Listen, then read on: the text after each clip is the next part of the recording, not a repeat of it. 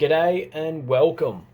I'm finally doing the 511 Rush24 backpack review, but it's going to be in two parts because I haven't been able to get it out bush yet to test it out bush. So I'm just going to do the civilian application side of the review for now. Here it is. Here's how I've been running it. I have been running this bag at work. Yeah, it's been my to and fro for work. And you'll be like, but Sheldrake, you've got all extra crap on there. You don't need that for work. Yes, I do. Go stuff off. Alright, so what I've got going on here, obviously, bit of self-promotion, shameless self-promotion.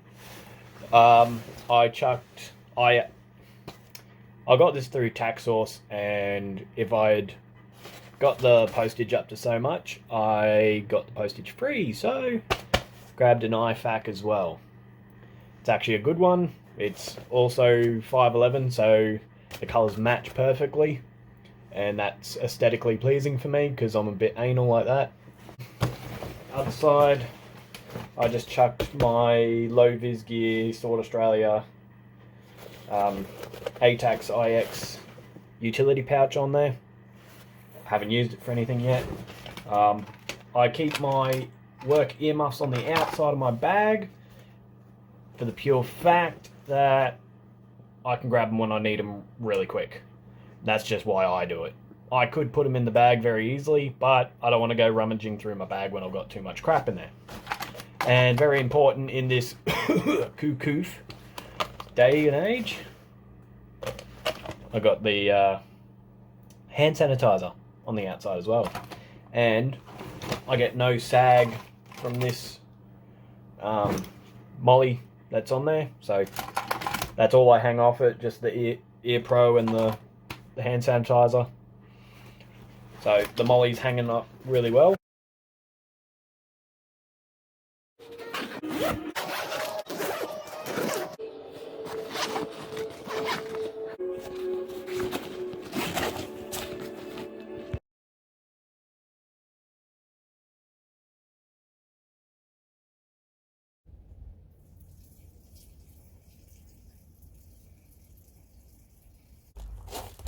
Okay, so for this test, it's just a water resistance test. I'm going to try it in two stages. Pouring it from the outside and then opening up, see how much water it retains on the inside. Right, part one.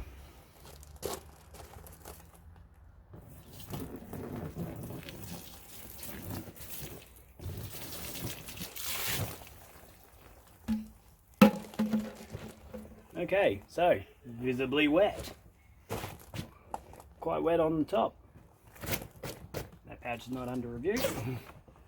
So, how's it look inside? There is water on the inside.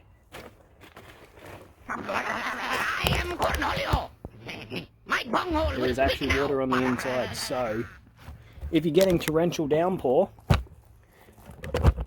it's not going to do so crash hot. Now let's see how it goes when I pour water directly in here. Alright, so I'm going to pour water directly into the pack this time and see how it goes with trying to drain the water out. Because as you'll see, it's got two little bung holes.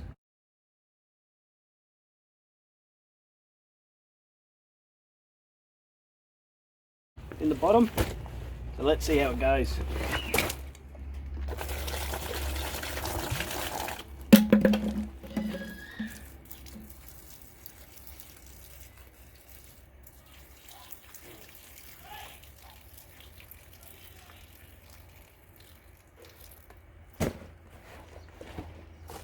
So there's still a fair bit of water in there.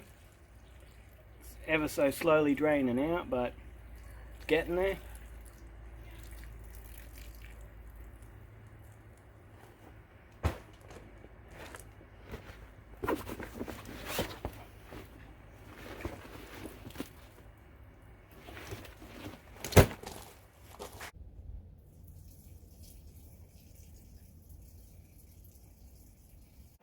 few of the improvements they've done on the pack is they've made the straps on the yoke a bit wider for a bit more comfort. Got to say it's working. They've made the straps a little bit longer, so there's more adjustment for shorter people apparently. Last thing, they've also put these flaps over the top of the zips here and here, so that when it rains or you do water testing, there shouldn't be so much water getting inside the bag. I think the reason why I had so much water in the bag this time was because it actually went through the fabric, not through the zip. So you're not going to get that in a normal rain situation unless you're out in that rain for hours on end. So I do rate the water resistance on this alright, but it's not waterproof. Don't go around thinking your bag's waterproof. So again, they've done flaps for there and there, not for there, and they've widened the yoke, widened the straps, made the straps longer, and something I didn't mention before, they've redesigned their lower lumbar portion. And if you notice, there's a bunghole there too.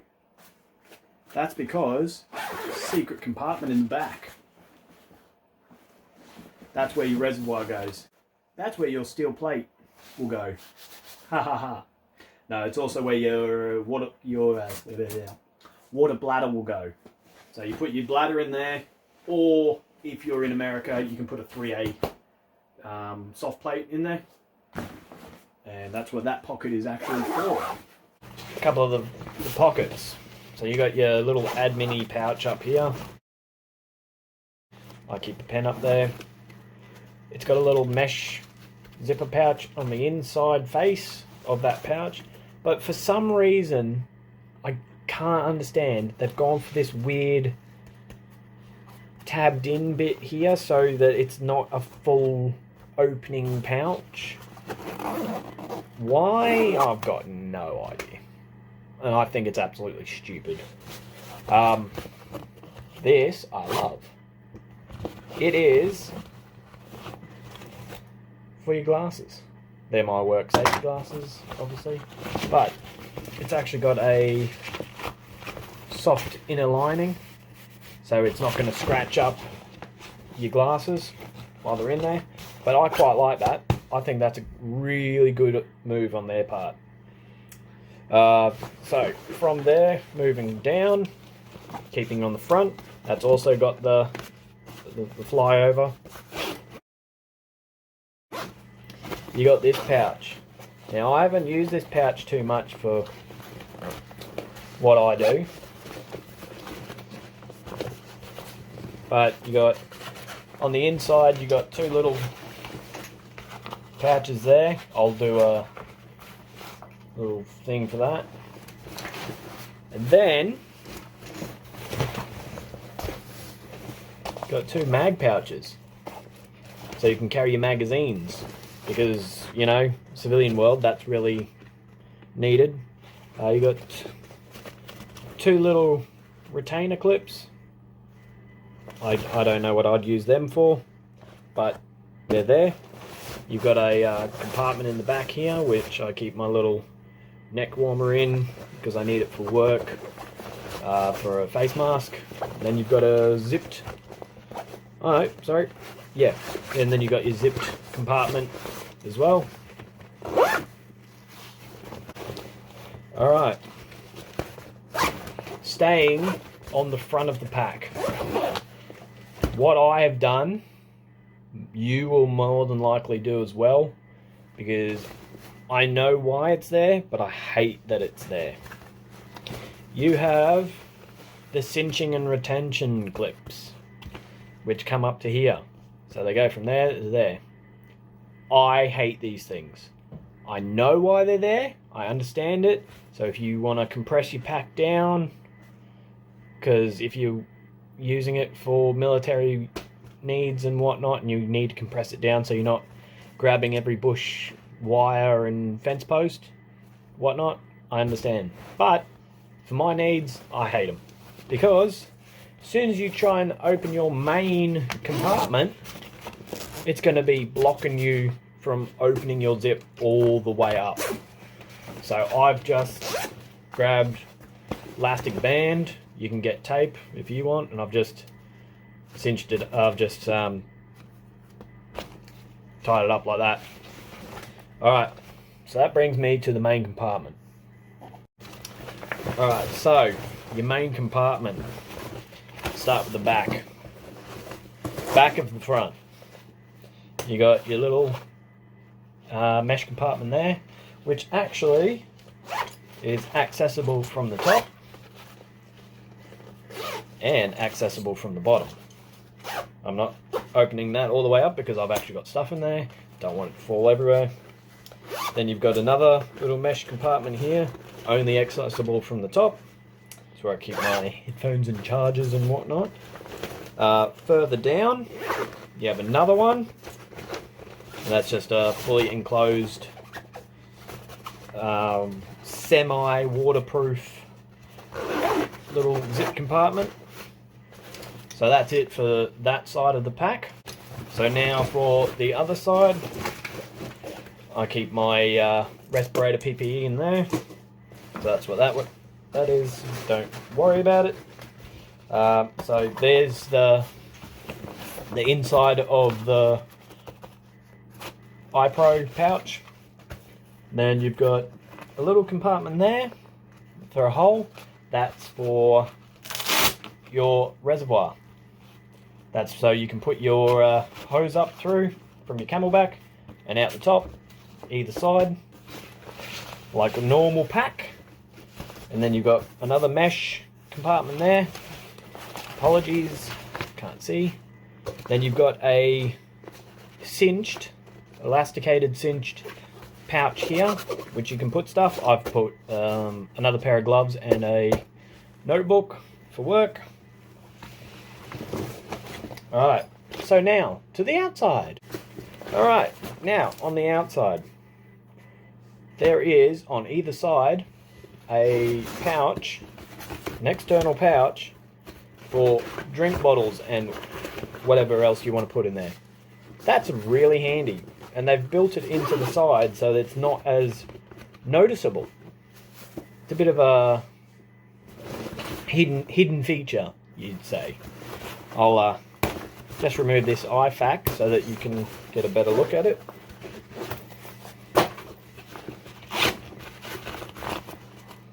So yeah, so the other side's pretty much the same. Little inner sleeve part there, and pouch goes all the way down. So, as I said, zips for days. Zips, zips, zips. So, get down to the nitty gritty.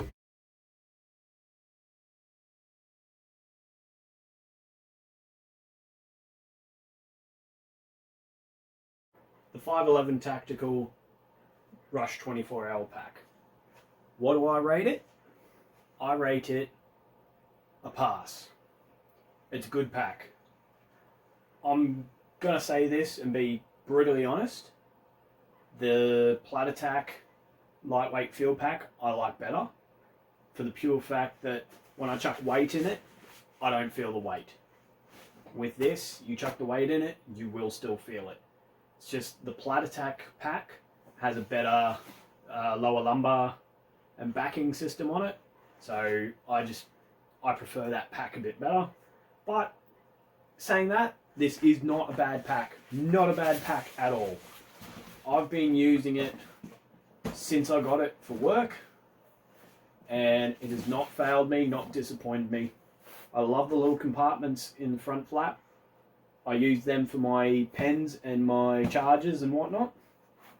And I've got plenty of space inside the bag to put my Yeti.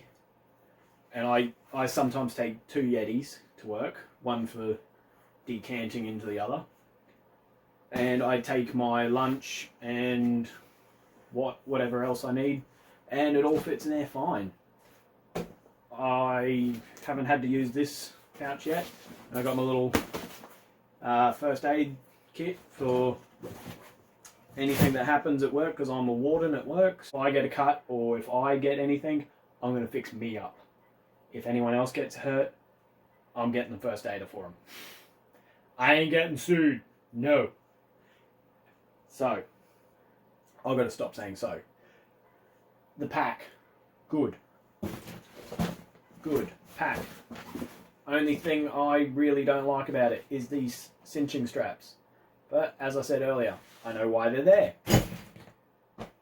But, in the end, I do give it a pass mark. It's a good pack, and I think it's good money for value. Value for money. This, that, and the other. You can find it for different prices, but it's normally around the 160 mark, which is why I do give it a good pass, even though with the weight issue, because the Plat Attack pack is much more expensive, but you're getting that extra value in that money. But if you want something for day-to-day use, like that, I would not use for day-to-day use, even though I did for a while. I would happily use this for day-to-day and not worry. It is well worth it. I want to say a massive thank you to Rusty and Andy Little for doing the Team Impact Challenge. It has given me massive motivation to actually get these videos out and use my creativity that I've been really slacking with lately. I think up all these great ideas, and then when I go to actually do it, I go, oh no, I can't be bothered, or oh no, I've got to go to work in a couple of hours, I don't want to waste time sitting on the computer. But I want to say just a massive, huge thank you to both of them for starting this. And stay strong, everyone else who is doing the challenge. I know Rusty wants to lose weight. Some of the others are wanting to kick the booze for a while. Emma wants to get more push-ups. Andy wants to get a bit more limber and do yoga. So, massive props to all the people who are doing the Impact Challenge. I want to say another huge thank you to my Patreon. I finally got that set up. So that's going to be a massive help. If I can get a few subscribers on there, that will get me pumping out a few more reviews, because I'll have a legitimate reason to kick my own ass into gear, because I'll have gear to review unless people start sending me gear. But anyway, enough of that. I'll have a legit reason to actually do reviews, and it won't be all coming out of my own pocket, which in this day and age is getting tighter. So, and also saying that, I understand if no one does go that route, and I wouldn't blame you. I'm not one of these people who wants to be rattling the can saying you must donate or I'm not going to make videos anymore. I will still make videos, but they will be further apart because I can't afford to be buying gear all the time. I have a family, as do most of you, so I fully understand it. I don't join everyone's Patreon, but yeah. Like and subscribe, comment down below. Do all the good stuff that helps me spread out into the world. Catch you later.